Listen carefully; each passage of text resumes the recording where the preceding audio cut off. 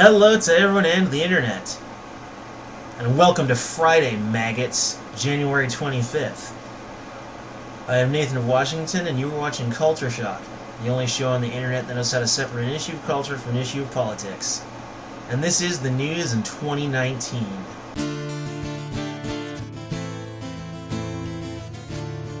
Alright everybody, as we are getting drug along, kicking and screaming into the latest string of bullshit, Beto O'Rourke, the devil worshipper? Yes, I am Beto O'Rourke. I worship the devil. Yeah, not so much. See, I told you no story is too bizarre for this show. I told you. If it's something worth talking about and it happens to be a little strange, so what? Nothing is too strange. You gotta realize that reality is far more interesting than you might think. Everything is mundane? There's nothing mundane about this. I'm not saying that he's not a Satanist, but I mean it's not mundane in the sense that this is just a whole new way to look at how people think. It's like, how do you come to this kind of conclusion off what little there was to go on?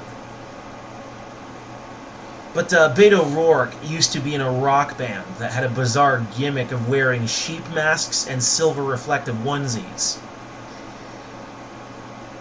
So yeah, awfully weird, right? The mask shown was claimed to be a satanic Baphomet mask, but trust me, it was merely just an ordinary sheep mask. Sort of like the ones that the Wyatt family on WWE used to wear, you know? Like Eric Rowan. It was something similar to that.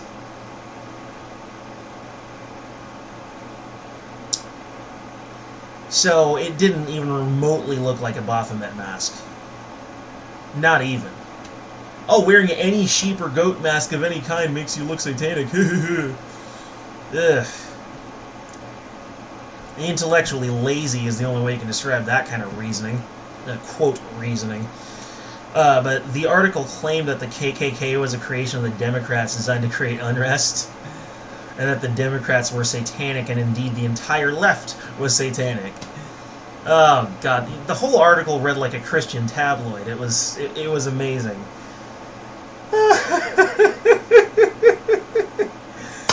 And all because of a silly sheep mask. Unbelievable. A bizarre gimmick for a rock band, sure, but just wow. Tell you what, I'll link you folks, and this time I won't forget to do this. I will link the article in the description so you can go ahead and read it for yourself.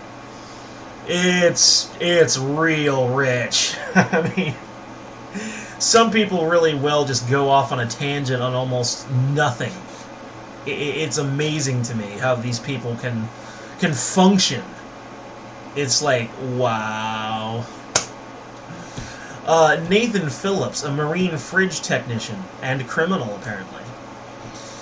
For those of you who don't know, this was the Native American dude who walked up to the Covington Catholic school kids and banged his drum and was chanting and whatnot. And as it turned out, he was harassing them, not the other way around. But Phillips was taken from his family at 5 years old and was raised in a white foster home and taught in public school. In other words, his identity as a Native American erased.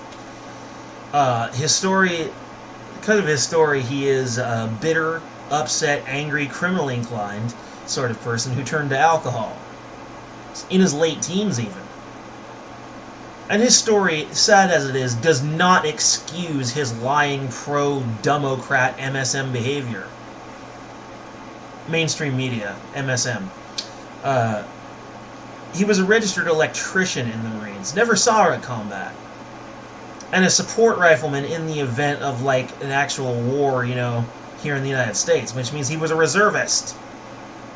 He fixed refrigerators and was caught being AWOL 3 times in a row and was therefore dishonorably, or was honorably discharged, discharged honorably, at the rank of private.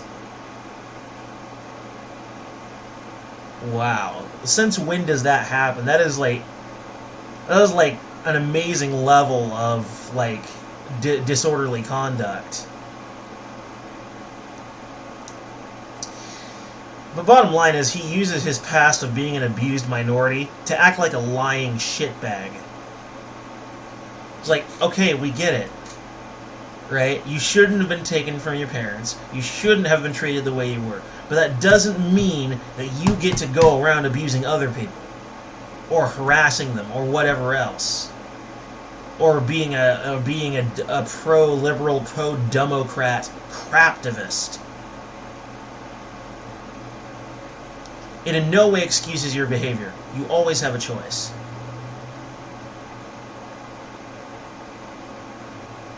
You have a world of sympathy from me for your past.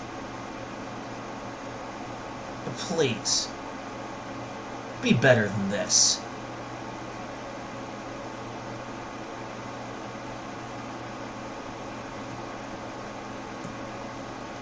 Lying on a regular basis to pretty much everyone and their grandma.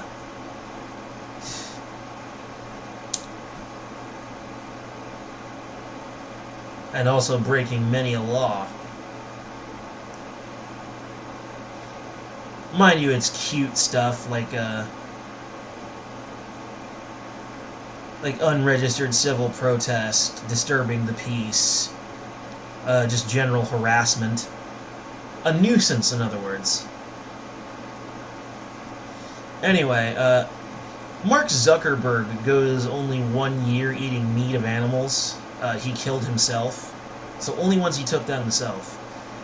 But here's where it gets, which is, is a pro-meat eating act, like a reminder of where our food comes from so we can shut down cruelty, ethical omnivore type stuff. But it gets stranger. Apparently he killed the goat with a laser. With a fucking laser. And then tried to serve it raw to himself and Jack Dorsey at a dinner. Raw goat that he killed with a laser. I'm telling you, man, there's something about this Mark Zuckerberg. Like, I don't know what it is, but there's just something about him that just I find profoundly creepy and weird. He's like an alien's attempt to try and approximate human behavior and just failing.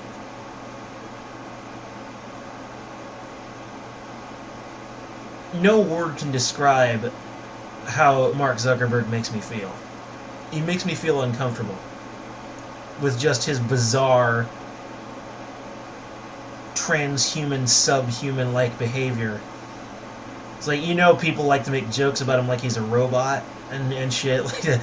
But it's no joking matter.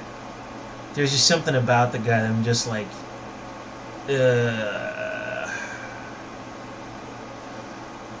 And where did he even get a fucking laser? Like, that seems like a really expensive way to kill an animal. Why didn't it just buy a regular gun or a rifle? Why has it got to be a laser? And why the hell are you trying to serve it raw? It says, oh, the goat's in the oven. Like, it wasn't even in the fucking oven. He literally just pulled it out and tried to serve it to Jack Dorsey raw. And I'm just like, by Dorsey's own admission. And I'm just like, what the fuck? There's just something about Mark Zuckerberg that is just not normal. Just completely not normal. This guy can't be human.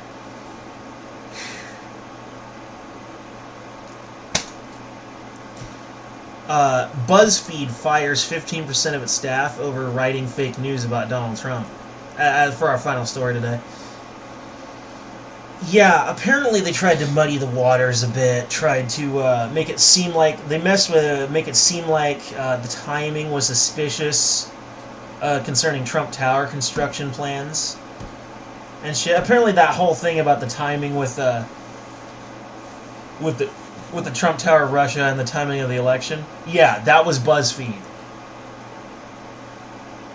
BuzzFeed finally grew up and realized, what are we doing? This is ridiculous. And fired like 15% of their staffers for making fake news. BuzzFeed is basically just an alt-tech version of the mainstream media. Their behavior and general alignment, political alignment, is more or less the same. The only difference here is that they actually admitted that they were wrong about something. And rather than doing what the mainstream media does, where they just all walk it back and try to brush it under the rug, they openly admitted it and fire 15% of their staff. That's the kind of change we need to see in the mainstream media. That is a respectful move. BuzzFeed just won points with me. Now, if they could only stop with the dear white people bullshit and all the race baiting, that would be great. Anyway, that's it for Culture Shock today, folks. I'm out.